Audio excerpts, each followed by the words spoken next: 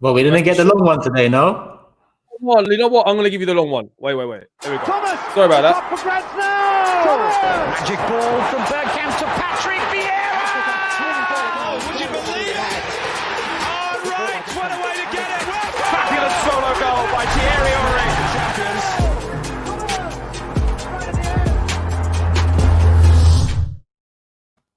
That's better. Trust me. How's it going? Yeah, sorry to keep everyone waiting. Sorry to keep you waiting. A few technical hitches, but we're here, man. Here. A few down short due to some squad changes and some rotation and all that sort of thing. But still got my main man here, Turkish, with me. Nice to see you again this evening, bro, and much more positive vibes from our last show. Yeah, definitely a lot more positive. You know, some are the same, but there's a lot more positives as well. Well, you can tell me what your thoughts are on that in a minute. I think we'll just crack straight into the game we saw on Sunday. I was going into this game with a lot of sort of nerves. I'm not going to lie. I was thinking Man United away. We were looking a bit dodge here and there. We had that game against Dundalk, which really didn't tell us much. But then I got to say, a performance out of nowhere. We'll quickly run through the lineup. We had Leno, Holding, which was a surprise. Gabriel, Tierney, Bellerin. We had El Neni and Partey, which is something we can talk about. Saka, Willian, and Aubameyang. So this performance for me was very, very different to the others I've seen. It wasn't a smash and grab. It was very controlled. We dominated most of that game away. I'll pass this over to you, bro. I mean, you saw it. What are your thoughts on what you've seen? I think it's probably down to the best combination in the middle that we've had in a long while. You know, I think the control of a game comes from the middle. You know, you don't control the game through the fullbacks and the strikers. You control the game through the middle. You know, and I think it's no coincidence that the performance El Nene pulled off was alongside Thomas Partey, and that's what Thomas Partey is going to bring. Not only his own qualities, but he's also going to help the people around him.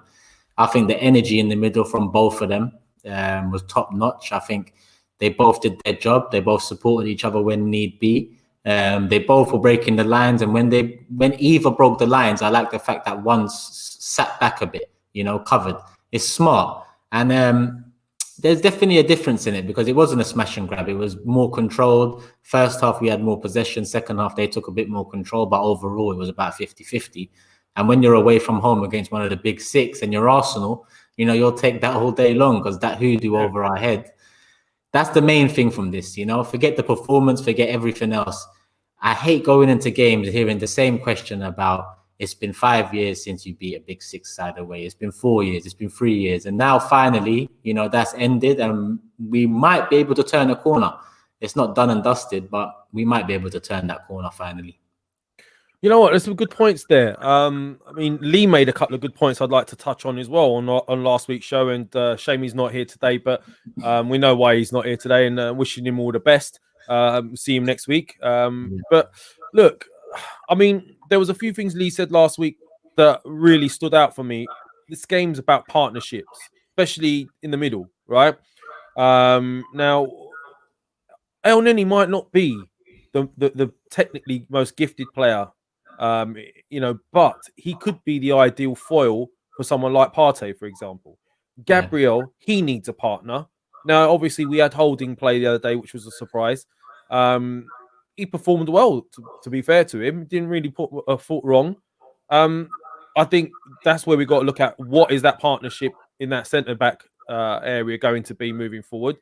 Partey and El Neni, for me, I've always said this to a lot of people, out of what we have, and I'm not saying El Neni's the best player, you know, we can't improve on him, but out of what we have, I think he's the best foil for Partey because he does a lot of groundwork, a lot of the dirty work. Look at the teams of old that we've had. Ray Parlour wasn't the most gifted player, but he did a lot of dirty work for us. Gilberto Silva, he was probably more technically gifted than was given credit for, but again, did a lot of dirty work. Vieira had Petit next to him, or Edu. You know, they weren't standout. Edu weren't a standout player, but he did a lot of the dirty work. So for me, El Neni could be that guy, and you know, ask a lot of questions. Then can be asked of what happens with Xhaka moving forward. So we'll touch on that later on. But I mean, yeah, you made a massive point there. The mentality what this could potentially give us moving forward, going away to Old Trafford and winning. And you can see the effects on Man United as well. I mean, they haven't performed that great. I mean, I was watching the game against Istanbul. I don't know what it is now, but they were losing 2-0 when I last. 2-1 when I left it. Yeah, when you left it 2-1, coming to Turks. But yeah, I mean, you know, that's a big thing. Is Arteta is potentially changing the mentality from within as well, which is something that takes a bit of time that we were talking about as well in the last show. So that Partey El Neni partnership for you, is this the answer moving forward in your opinion, or is he going to keep rotating and mix and matching it up? I mean, what's your thoughts on that? I want to see some consistency, you know, in partnerships, combinations, not only in the middle, but like, let's say down the right-hand side too. That's something I need to see moving forward. So consistency is something I need, but is El Nene the answer? Short-term, potentially. Long-term, never. And long-term, there's no answer right now at Arsenal Football Club. I think I would have liked to see Ceballos next to Partey, and we probably will see that. In my opinion, that would yield the best partnership. But from what I saw about El Nene, I think you're right. I think in terms of being a foil for Partey, I think El Nene is definitely the one up there. I think Ceballos just brings something different, and potentially we unlock some more from Ceballos with Partey next to him, like we've seemed to have unlocked a bit more with El Nene. Now I haven't mentioned Xhaka, and that's not through no agenda or nothing like that. I haven't mentioned him because we've actually got better options in there now, you know. And not only Partey, I mean El Nene so far this season, he's performed better than Xhaka has, you know. Yeah. There's not much in it, but there's never much in it. You know, there's not much difference in quality between Xhaka and El Nene. There's difference in styles, but not much in quality. And I just think El Nene brings something we need more in the middle in terms of energy and a bit more desire and mobility as well than Xhaka. So I do think moving forward, Partey is the mainstay, and Ceballos and El Nene should be the rotation, with Xhaka potentially being the Partey of the Europa League for us in the early stages. Oh, wow, boy. I don't know about that. I just want to say a few hellos in the chat here. We've got old school Gooner. Come on, Lev. Ha ha, laughing at me because of the intro. Yeah, man. Hello. How you doing? Sean, he's becoming a regular now. What's good, gents? We're all good, bro. Thanks for joining us. Gal from EGTV, how you doing, bro? You've been making a few waves recently on the Twitter and social media format. Won't go into that too much. Oh, yeah, I see it as well.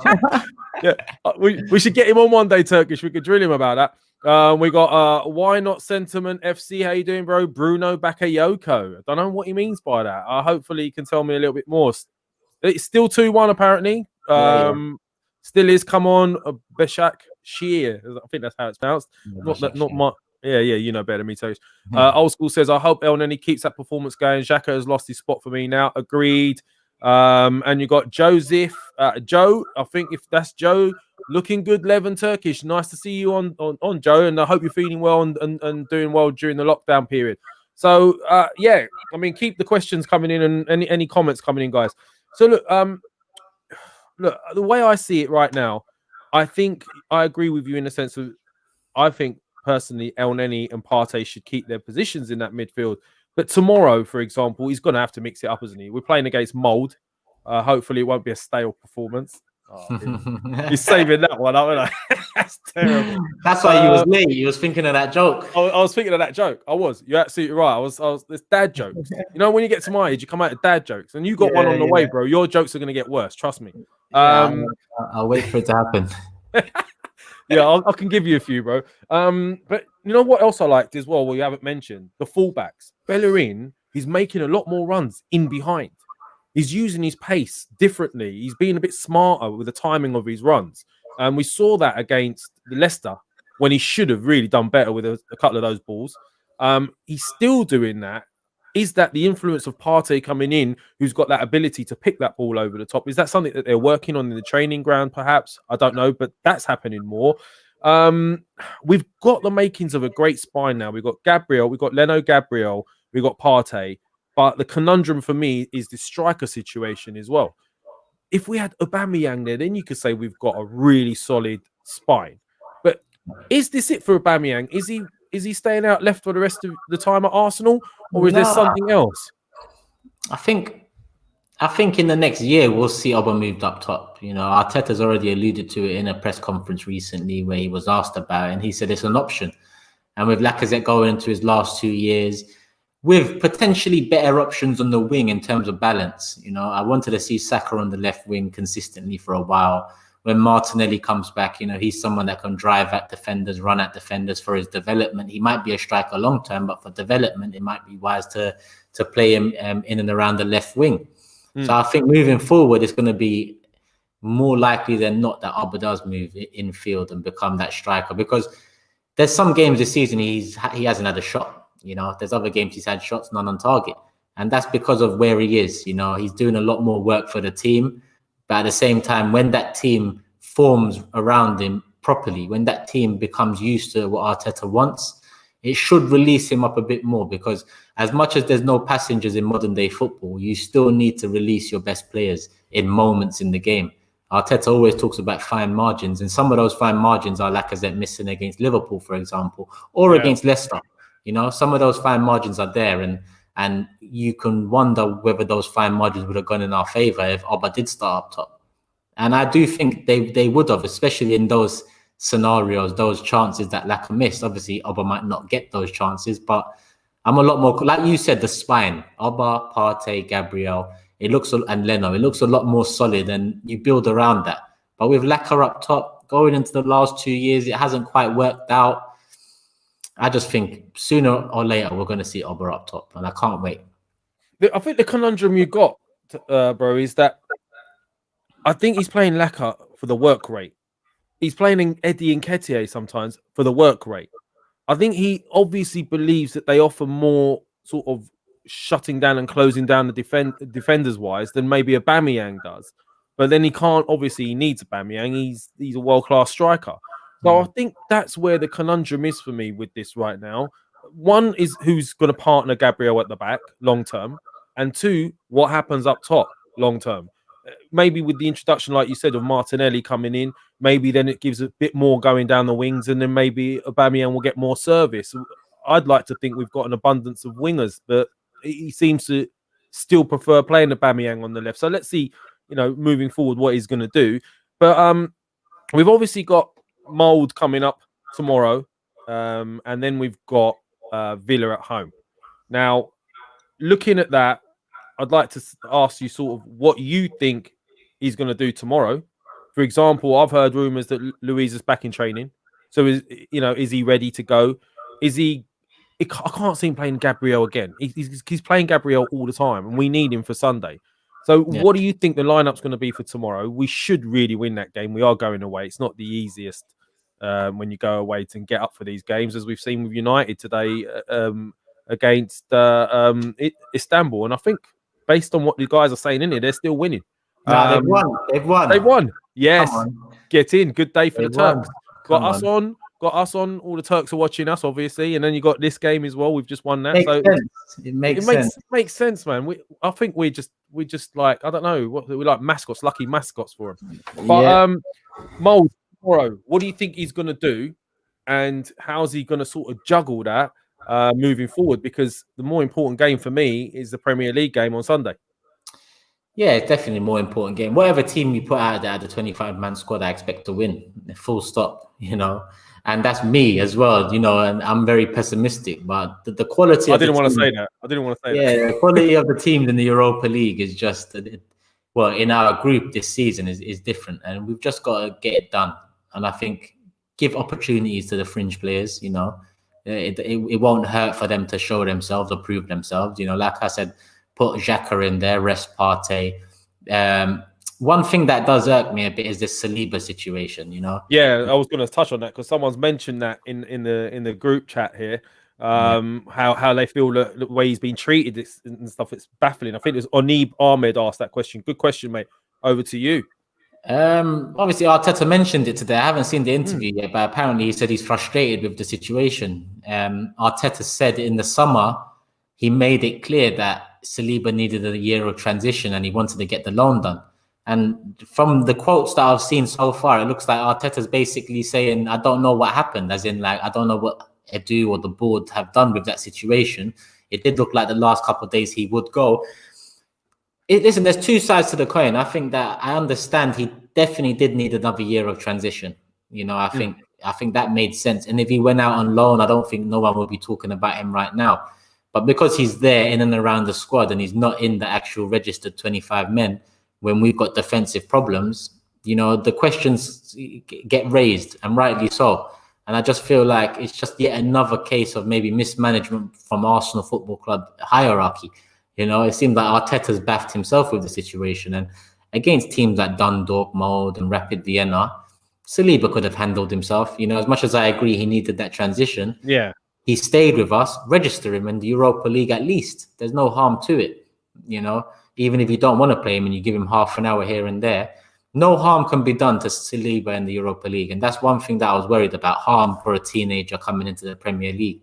So it's a bit of mismanagement again. It's a bit upsetting to hear that Arteta, you know, the pressure's kind of been on him regarding Saliba. It looked like it's all his decision, and he's the one that will die by that sword if it doesn't go right. But at the end of the day, it makes sense. You know, he didn't play football for a long time. His mother passed away. The transition didn't go well because of injuries. On top of that, he started like 13 games last season for Saint Etienne. So at the end of the day, it is what it is with Saliba. I think in hindsight, it's a regret. But looking at it now, we can't dwell on it too much. Yeah, I think he would have played. If we had registered him, he would have played during this period. I think Arteta touched on that in the interview to say, you know, bearing in mind what's transpired over the last month or two, he could have been used. And, you know, the centre-back for Leicester, is it Fortuna? Fofana. Fofana, that's it, yeah. Apparently, well, I mean, I looked into that. The only reason Fofana got into the Saint Etienne side is because Saliba got injured.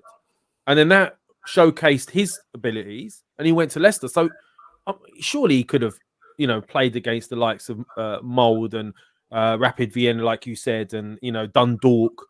It would have been perfect to bed him in. So that is a bit of a regret. But Runarsson looked pretty decent on the ball with his feet. So I would imagine he's going to be playing tomorrow. What's the centre-back pairing tomorrow? That's the question. Well, Mustafi's available, isn't he? Oh, God. You have to threaten me with that one. All right, so Mustafi, yeah. Mustafi, isn't Louise back? I think Louise might be He is back in training. I'm not sure if he maybe the guys in the chat can tell us. I'm not sure if he's going to be too short for this one. Last week in my preview for Dundalk, I chose a centre-back pairing of Mustafi and Xhaka. Yeah. That shows how much I really care about this Europa League right now. You know, Mustafi and Xhaka, if there's no other fit defender, just play him. He went with Mustafi and Kolasinac, so it wasn't really any better on paper. But anyone you play needs to do the job. And that's how I see it. Whoever we've got on the fringes, just play them. If Mustafi's fit, play him. Louise, if he's fit, play him. Cedric's got to play. Cedric, you got to play him. Maitland-Niles, play him. Xhaka, play him. You know, Joe Willock, Eddie Nketiah, Emil Smith-Rowe, Reece Nelson. All these players need to get a starting spot. And we got obviously who we got next in the league. Villa at home. Villa is at home, innit? And then Leeds away. That's going to be a massive one, that Leeds game. We won't talk about it this week, but it'll be massive for Arteta too, because he comes up against a very tactical coach, you know. Yeah, that's what I mean. Yeah, I'd like to see that battle, but I think he has to go with the fringe players and the young players against Molde tomorrow. I agree with you. There's some more questions coming in the chat. So I've got Why Not Sentiment FC. How badly mentally distracted do you think Saliba losing his mum is on him, and would it be fair to rush him back? I think we touched on that. I mean, you know, you can't really account for losing your mum. I don't know what this question. Hard code FC. I don't have a Scoobies on that one, mate. I'm gonna put this one up because I don't get many big ups. Thanks a lot, Jamal. All right, here we go. Shane Curtin, yeah. Let's hope we should have put him on at the end and closed it, but there you go. That's not how you spell curtain, is it? Right, Shane Curtin. What you guys think of our corners? We surround the keeper, then spread out when the ball's delivered. It's not working. We doing really weak lately. Okay, I think he's basically saying our corners are shit. Why change it? Arteta overthinks it in all aspects of the game. Corners? We got any problems with our corners? I think we don't clear the first man enough. I'll say that about our corners. We're not threatening it. We're not threatening enough. So I understand what Shane means by that. And I understand what he means about overcomplicating. It's just that sometimes when you've got a squad not capable of, thinking on their own or thinking on their own too, sometimes you've got to overcomplicate things, and we've seen far often over the last couple of years that some of these players don't know how to think on the spot, don't know how to think in difficult situations. So some of that overcomplication comes from that. Emery did it too. Many times we saw Emery overcomplicating things and asking why, but the why is because the quality of the players, Sometimes you can just leave it onto the players to do what they need to do and have a few different setups that they can work around. But obviously with Arsenal, at the moment, everything needs to be fine-tuned in a sense. Yeah. I mean, it's clear, even in the United game, for example, it's still clear that we lack that little magician in the final third. We're not gonna lie. There's been rumours I've been reading that we've already sat down with Hwasimor and his entourage again, with a view for going back in January. I mean, obviously his brother was the issue last time, but I'm not sure if it's a new agent being brought in or a new team being brought in. But the rumours are that we are speaking to him. Do you think that the funds will be available to go back in January? What do you think the likelihood of us going in and getting that really important final piece? It's clearly lacking. Do you think we'll do it? Do you think he'll get back to do it? The likelihood question, zero. I'm the wrong man to talk about transfers. I'll be honest with you. I think it's all smokescreen. And you said his brother was to blame last time, and his brother wasn't to blame. Lev, Arsenal were to blame. If we really wanted to buy him, we would have bought him. At the end of the day, we just didn't have the owner that wanted to go the extra yard and do both deals. It became one or the other. Will it happen in January?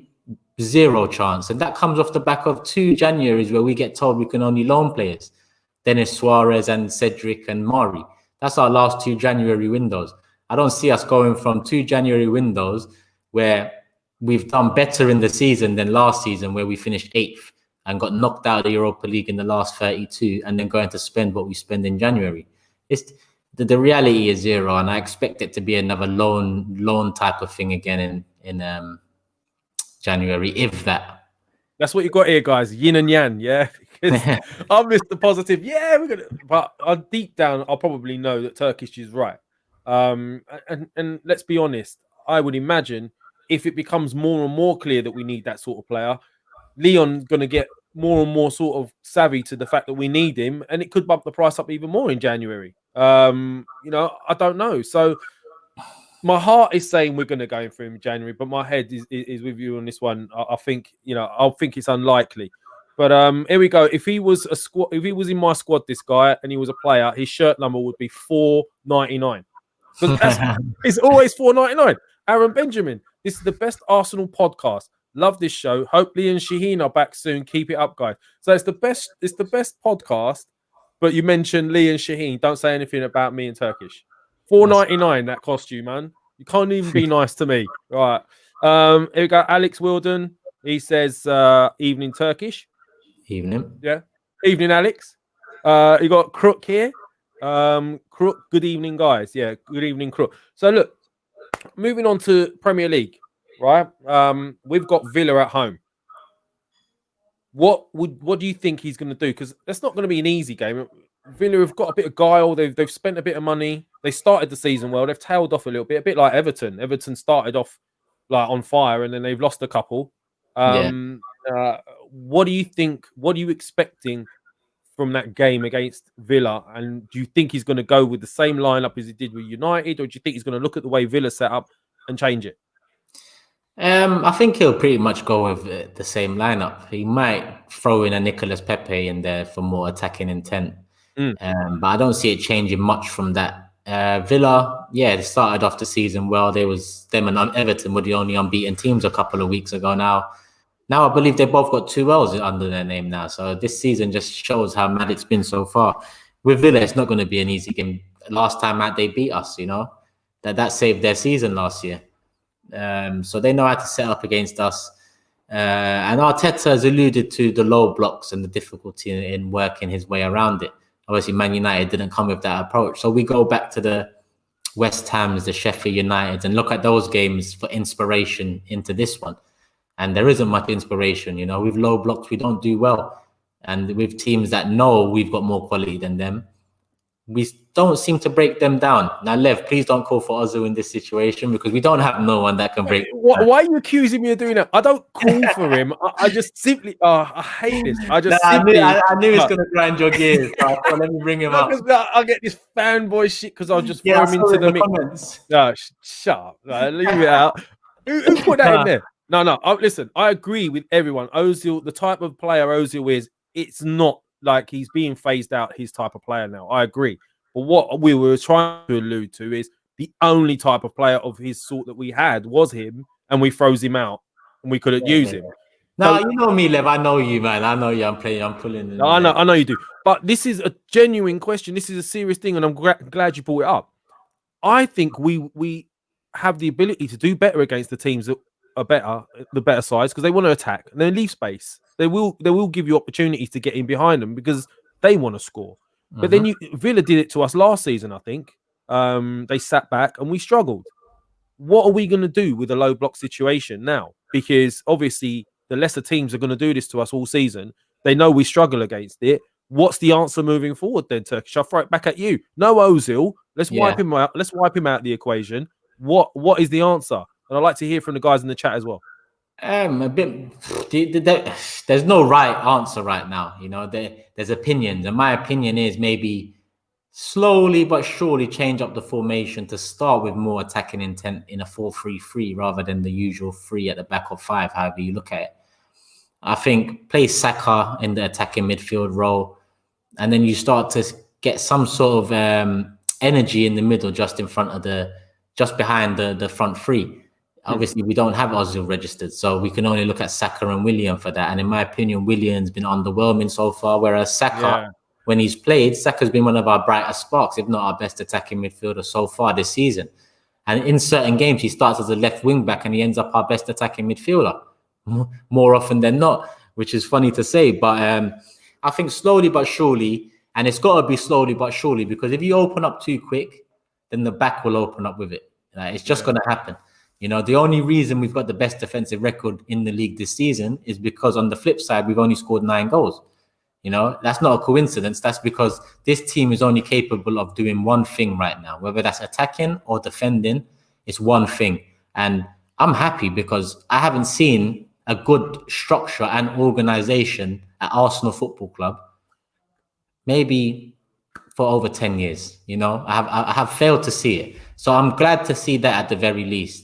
But am I happy with other things? No. But I do think slowly integrate Saka attacking mid or left wing and push Oba up top. And then you might start seeing some more, you know, fluidity, transition with Partey in the middle. It's slowly but surely. It can't just be Partey comes in and then we flip formation and Oba goes up top. And it has to happen slowly because the players need to, you know, really drill down on what they need to do now to even learn more. That's a good point you made, actually, because everyone's been sort of piping up about this defensive record, and it is nice to see. I think Arteta has gone about it the right way, even if it did take away from the creative side and scoring goals a little bit. He's done the right thing in the sense of sorting out the back issues first, making us more of a solid outfit, making us more ingrained in our mentality to play a certain way. And with the with the attacking players we have, I think his thought process is that will come good in time if we can get that link player in as well, which we already know about. But yeah, that is a good point you made. We've obviously changed the way we've played. We sat back. It is 2 teams we're seeing at the moment, like you rightly said. We either go for that smash and grab, or we try to go and attack and we can't break a team down. But the Man United game for me was the most balanced performance I've seen so far, in the sense of we not only went over there and defended well, but we actually transitioned quite well as well. And we kept the ball and we dominated the midfield. Bruno Fernandes, I didn't see him all game. Pogba, Greenwood, I didn't see him. Rashford, I didn't see him all game. And I think we snuffed out the midfield and the supply to them, which is what was happening to us with Man City and Liverpool games. Yeah. Total opposite. That's what happened to us. We couldn't get out. So I think what Partey gives us is the confidence on the ball when he gets it. Or how many he got the ball back 11 times, interceptions, or he's Yeah, won I the think ball back 11. Yeah, that's the highest we've had in ages. And I think that makes a big difference. Teams drop back a little bit more and respect our midfield a bit more now. So maybe that's having an effect too. So, it's going to be interesting moving forward. I expect us to beat Villa. It might be a bit of a struggle. I think the bigger test is going to be against Leeds with Bielsa, and they do love to attack.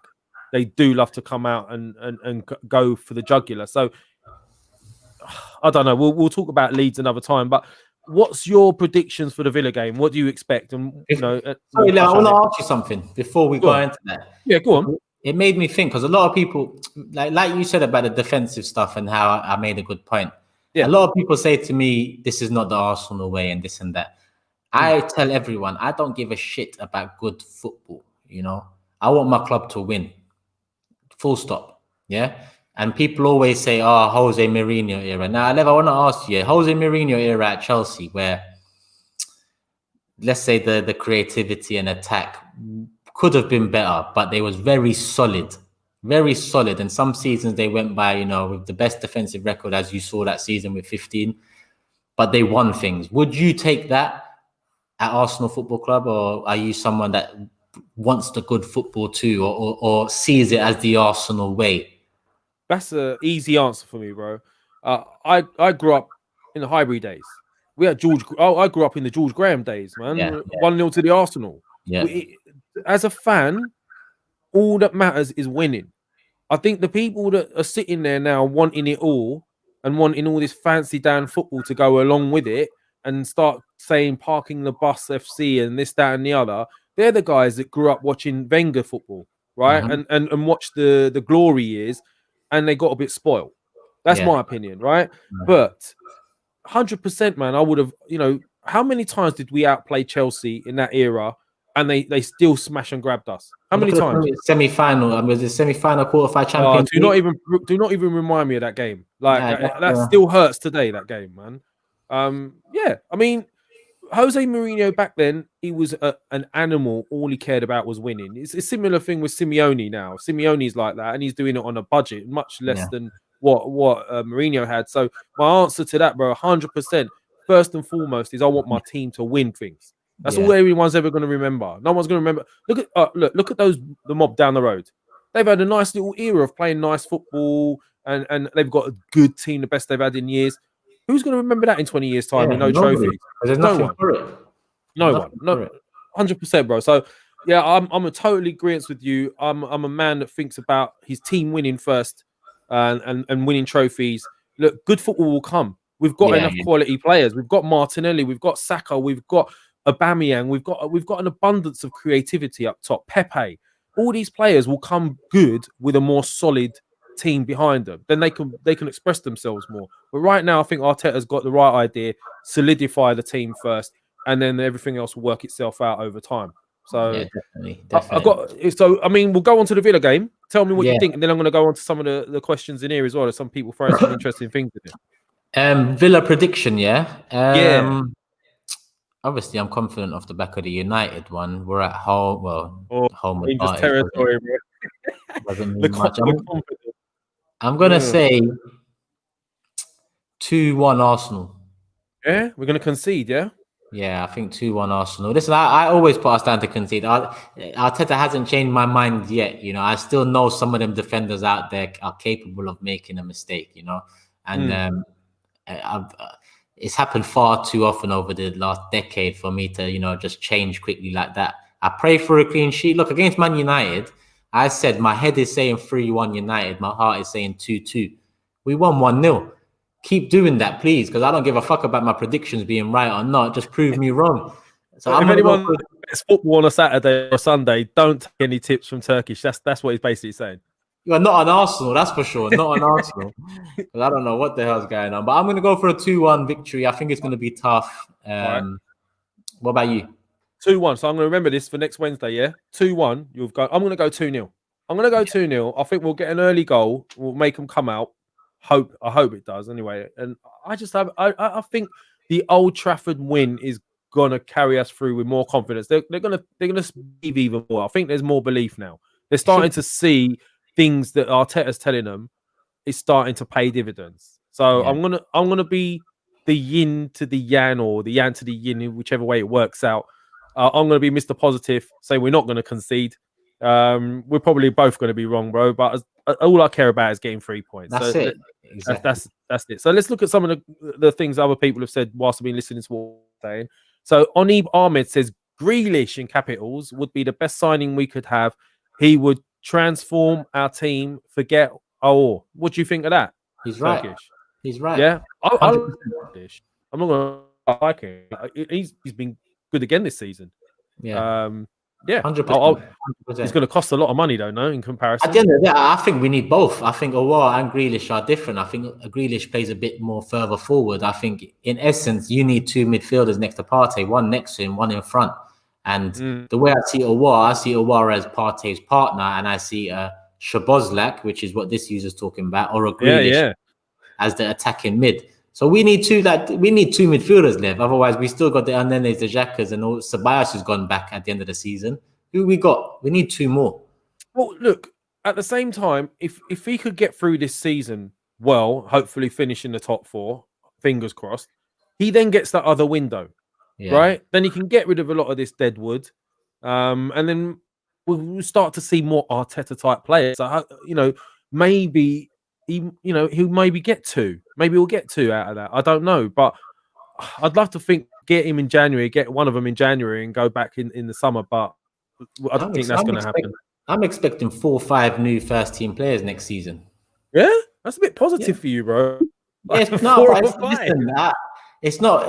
Listen, I expect it from what I know, like the contract's coming down. But do I expect it from this board? No. But I'm not going to lower my standards and say, okay, because it's them. I'm going to say what we can do. And with the amount of wages coming off the wage bill at the end of this season, we can sign 4 or 5 players for the first team squad. 100%. 2 of them need to be midfielders, 1 attacking, 1 central. We need a right back situation sorted once and for all. If Bellerin grabs it by the throat this season, fair enough. If he doesn't, then we buy one. We need another centre back, and we need a striker if Lacazette doesn't sign a contract, or someone else if Oba does move up top. So we've still got a lot of holes to fix, and I expect, or I want it to happen next summer. Crucial point that I was going to drop that in, actually. The Lacazette situation. He's got a year left. Yeah. Right? I think deep down, do you know what? I think a lot of fans feel like this. I love the guy, and I really want him to do well. But it's just that season upon season, he's having less and less impact. Although he did start the season pretty well, you could argue. Scored 3 goals, and he gets played again, and he gets dropped. A couple of questions. Is it his fault? He just gets no consistency. Would he be a better player if he played week in, week out? 1. And 2, now that he's on his last year of his contract, what do we do? Because what if he refuses to, we try to send him, I don't know, in January. What if he refuses to go? We're going to have another situation. We spent 40 mil on this guy. We could have another situation where we lose out 100% on him. What do you think? I think he'll go. I think with a year left, there'll be enough suitors. His wage is not that bad on the wage bill. I think he's still got some sort of desire. I think he's at an age where he's not going to give up. I think not January, but the summer we'll sell him. Yeah. I actually hope we don't give him a new contract. I said before this summer, I said, if Oba gets a new contract, sell Lacazette this summer. It didn't happen. Oba got the new contract, so we're going to have to sell Lacazette next summer because I don't see it working. It didn't work out in his prime. Is it going to work out in the next 2-3 years? I very much doubt it. Okay. All right. So then we've got another guy, Shane Curtin, saying, would you guys take Isco? Big rumours he wants out of Madrid. That could be a January fix, no? Potentially? Well, listen, Isco we should have went for 3-4 years ago. It's one of them ones now that if we was to get him, we should have done it before. But he's quality. He's a player I've always admired. He should have left Real a while ago, considering he has been up and down in that squad. Would I take him if it's a loan option to see what he's all about with an option to buy? Then yeah. But I think there's better options out there, and I think, in all honesty, Grealish is the one that I'd actually really like if it was possible. But I know that Szoboszlai is probably the more likely option with the price tag. Yeah. Do you know what? Up until about a season ago, last season, I wanted Grealish. I knew that it was going to be a situation. I was hoping in a sense that they went down because we could have got him at a better price. Yeah. I think he's the one problem with English players, Premier League players in particular, is they cost a lot of money. When you look at what you can get on the continent. So although I'd love Grealish, I don't think it's likely that we're going to go for him. I think Sometimes also you need it because of the homegrown rule. You need some quality English talent, and you can't just have how many English players do you need to register in the 25-man squad? It's 7, isn't it? 7 homegrown players. 7 homegrowns. Yeah, I think so. If we're wrong in the chat, let us know. At least one of them has got to be like whoa in terms of quality. At least one of them's got to be one of the best players in the English squad. All of them can't just be academy prospects and youngins and all of this. Because it's a must. Because you have to have 7 in there. At least make one of them one of the top guys.